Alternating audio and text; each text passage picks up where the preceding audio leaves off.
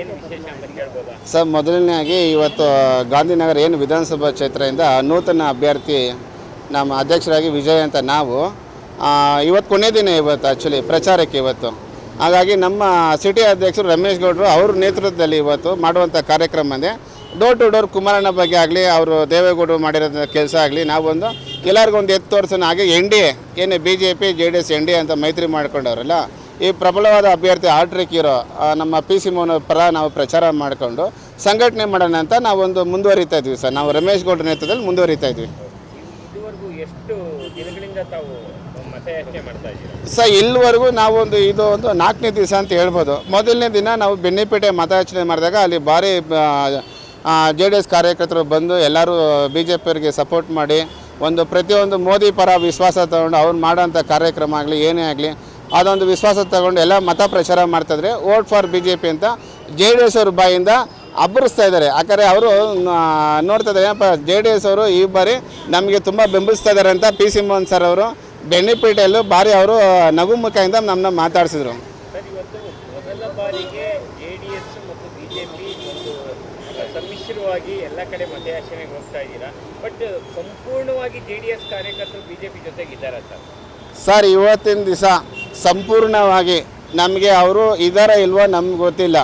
ಸಂಪೂರ್ಣವಾಗಿ ನಮ್ಮ ಬೆಂಬಲ ಒಂದು ದೇವೇಗೌಡರು ಅಪ್ಪಾಜಿ ನಿರಂತರವಾಗಿದ್ದಾರೆ. 94 ವರ್ಷಲ್ಲೂ ಅವರು ಮಾಡೋಂಥ ಪ್ರಚಾರ ಆಗಲಿ, ವೋಟ್ ಬ್ಯಾಂಕ್ ಆಗಲಿ, BJP ಪರ ಅಂತ ಮಾಡೋಂಥ ಕಾರ್ಯಕ್ರಮ ಆಗಲಿ ಮೋದಿಜಿ ಅವರೇ ಶಾಕ್ ಆಗ್ತಾರೆ.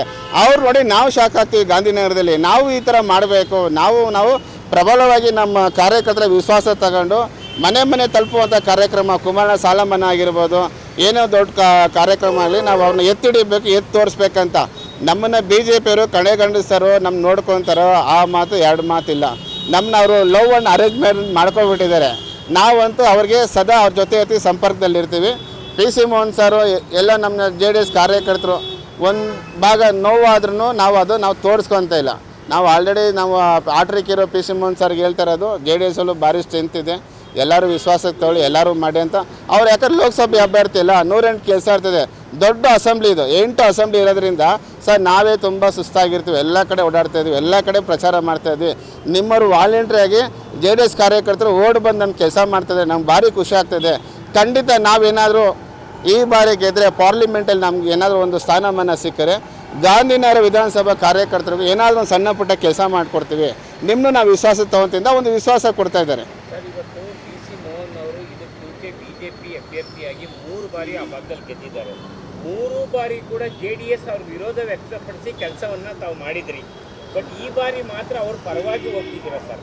ಆದರೆ ಅವರು ನಿಮ್ಮನ್ನು ವಿಶ್ವಾಸಕ್ಕೆ ತಗೊಂಡು ಸಂಪೂರ್ಣವಾಗಿ ಗಾಂಧಿನಗರ ಕ್ಷೇತ್ರದ ಎಲ್ಲ JDS ಘಟಕನ ವಿಶ್ವಾಸಕ್ಕೆ ತಗೊಂಡು ನಿಮ್ಮ ಜೊತೆ ಅವರು ಸೇರ್ತಾ ಇದ್ದಾರಾ ಏನು? ಸರ್, 3 ಬಾರಿ ಪ್ರಬಲವಾದ ಅಭ್ಯರ್ಥಿ PC ಮೋಹನ್ ಅಂತ ಗೊತ್ತಿರೋ ವಿಷಯನೇ, ಇದು ಸೆಂಟ್ರಲು. ಹಾಗಾಗಿ ಅವ್ರಿಗೆ ಭಾರಿ ವಿಶೇಷವಾಗಿ ಅಂದರೆ ಒಂದು ಸ್ಟಾಮಿನಾ ಅಂತ ಹೇಳ್ಬೋದು, ಅವ್ರಿಗೆ ಒಂದು ಧೈರ್ಯ ಜಾಸ್ತಿ. ನಮ್ಮಲ್ಲಿ ಕಾರ್ಯಕರ್ತರು ಸಿಕ್ಕಾಪಟ್ಟೆ ಇದ್ದಾರೆ ಸೆಂಟ್ರಲ್. ಯಾಕಂದರೆ 3 ಬಾರಿ ಗೆದ್ದಿದೆ, ಈ ಬಾರಿ ನಾವೇ ಗೆಲ್ತೀವಿ ಅಂತ ಒಂದು ಹುಮ್ಮಸ್ಸಿಂದ ಇದ್ದಾರೆ. ಹಾಗಾಗಿ ಆ ಹುಮ್ಮಸ್ಸಿರೋರಿಗೆ ನಾವು ಒಂದು ಸ್ಟಾಮಿನಾ ಕೊಡಬೇಕಂತ ನಾವು ನಿಂತಿದ್ವಿ. ಯಾಕೆಂದರೆ ನಾವು ಪ್ರಚಾರ ಮಾಡ್ತಾಯಿದ್ರು ಕುಮಾರಣ್ಣ ಅವ್ರ ಮಾತು ಇವತ್ತು NDA ಆಗಿರೋದ್ರಿಂದ ಕೈ ಜೋಡಿಸ್ಕೊಂಡು ನಾವು ಅವ್ರಿಗೆ ಒಂದು ನಮ್ಮಲ್ಲಿ ಎಷ್ಟು 25,000 ವೋಟ್ ಬ್ಯಾಂಕ್ ಇದ್ದಾರೆ ಏನು JDS ಗಾಂಧಿನಗರದಲ್ಲಿ, ಅದರಲ್ಲಿ ಒಂದು 25% 40% ಅಂತ ಈ ಬಾರಿ ಅಂತ ವೋಟ್ ಪೋಲಿಂಗ್ ಆಗೇ ಆಗುತ್ತೆ.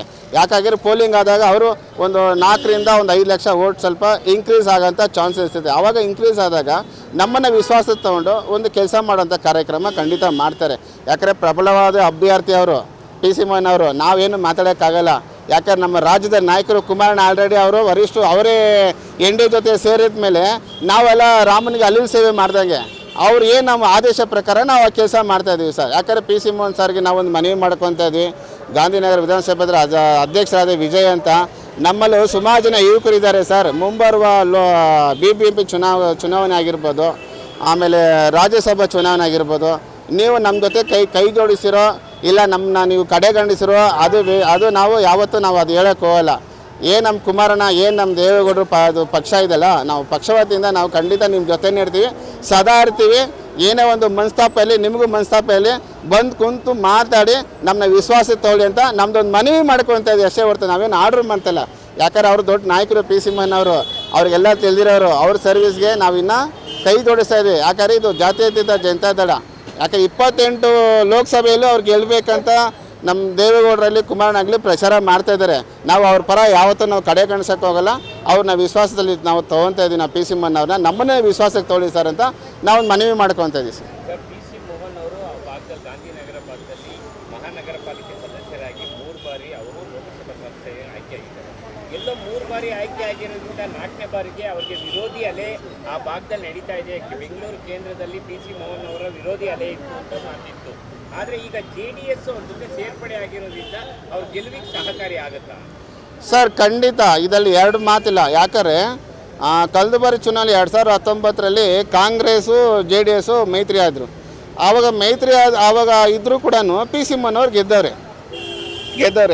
ಈ ಬಾರಿ 2024ರಲ್ಲಿ ಏನು JDS BJP ಮೈತ್ರಿ ಮಾಡ್ಕೊಂಡವ್ರಲ್ಲ, ಈ ಬಾರಿನೂ ಏನೋ ಅವ್ರಿಗೆ ಒಂದು ವಿಶ್ವಾಸ ಅಂದರೆ ನಮಗೆ ಅಧಿಕವಾಗಿ ಬಹುಮತದಲ್ಲಿ ನಾವು ಗೆಲ್ಬೋದಂತ ಒಂದು ವಿಶ್ವಾಸ ಇದೆ. ಯಾಕಂದರೆ ಅವರು ಮಾಡಿರೋಂಥ ಕೆಲಸ ಆಗಲಿ, ಯಾಕಂದರೆ ಮೆಟ್ರೋ ಪ್ರಾಜೆಕ್ಟು, ಆಮೇಲೆ ಕೆಲವೊಂದು ಆ ಕಡೆ ದಮ್ನೂರಲ್ಲಾಗಲಿ ನಾನಾ ರೀತಿ ಹೈವೇ ರಸ್ತೆ ಆಗಲಿ ಎಲ್ಲ ಅವರು ಸುಮಾರು ಕಾರ್ಯಕ್ರಮ ಮಾಡವ್ರೆ. ಯಾಕಂದರೆ ಆ ಭಾಗದಲ್ಲಿ ಮತಯಾಚನೆ ಜಾಸ್ತಿ ಆಗುತ್ತೆ. ಪೋಲಿಂಗ್ ಅಂತೂ ಆ ಭಾಗದಲ್ಲಿ ತುಂಬ ಇದೆ. ಯಾಕಂದರೆ ಅವರಲ್ಲಿ 3 ಅಭ್ಯರ್ಥಿ ಇದ್ದಾರೆ. ಒಂದು ಮಾದೇಪುರದಲ್ಲಿ ಒಂದು ಸುರೇಶ್ ಕುಮಾರ್ ಒಬ್ಬರು, ಇಲ್ಲಿ ಕಳೆದ ಬಾರಿ ಲೋಕಸಭೆ ವಿಧಾನಸಭೆ ಚುನಾವಣೆಯಲ್ಲಿ ಸಪ್ತಗಿರಿ ಗೌಡರು 2ನೇ ಸ್ಥಾನ ತೊಗೊಂಡ್ರು. ಅವರು ಒಂದು 38,000 ಓಟನ್ನು ಮಾಡೋರೆ, ಯಾಕಂದರೆ ಗಾಂಧಿನಗರದಲ್ಲಿ. ಹಾಗಾಗಿ ಏನಂದರೆ ಡೆವಲಪ್ ಆಗ್ತದೆ ಅಷ್ಟೇ ಹೊರತು ಅವ್ರಿಗೆ ಡೆವಲಪ್ ಕಮ್ಮಿ ಅಂತಲೂ ಇಲ್ಲ. ಯಾಕಂದರೆ ವಿಶ್ವಾಸಕ್ಕೆ ತೊಗೊತಾರೆ, ಪ್ರತಿಯೊಬ್ಬರು ನಾಯಕರನ್ನು ವಿಶ್ವಾಸಕ್ಕೆ ತೊಗೊತಾರೆ, ಪ್ರತಿಯೊಬ್ಬರು ಹೋದ್ರೂ ಮಾತಾಡ್ತಾರೆ. ಆದರೆ ಏನು ಲೋಕಸಭೆಯಲ್ಲಿ ಸುಮಾರು ಜನ ಫೋನ್ ಮಾಡಿದ್ರೆ ಯಾರೂ ರಿಸೀವ್ ಮಾಡಲ್ಲ, ಸುಮಾರು ಜನ ಹೋದರೆ ಯಾರೂ ಮಾತಾಡೋಕ್ಕಾಗಲ್ಲ. ಯಾಕಂದರೆ PC ಮೋಹನ್ ಅವರು ಒಂದು ಸಾಮಾನ್ಯ ವ್ಯಕ್ತಿ ಫೋನ್ ಮಾಡಿದ್ರು ಸಡನ್ನಾಗಿ ಅಟೆಂಡ್ ಮಾಡ್ತಾರೆ, ಸಡನ್ನಾಗಿ ಮಾತಾಡ್ತಾರೆ, ಸಡನ್ನಾಗಿ ಹೋಗಿ ಅವ್ರ ಪಕ್ಕ ಸಂಪರ್ಕ ನಿಂತ್ಕೊತಾರೆ. ನಿಮ್ಗೇನು ಕಷ್ಟ ಆಗುತ್ತೆ, ಏನು ನಿಮ್ಗೇನು ತೊಂದರೆ ಆದ್ರೂ ಅವ್ರಿಗೆ ಸಾಥ್ ಕೊಡ್ತಿದ್ದಾರೆ PC ಮೋಹನ್ ಅವರು.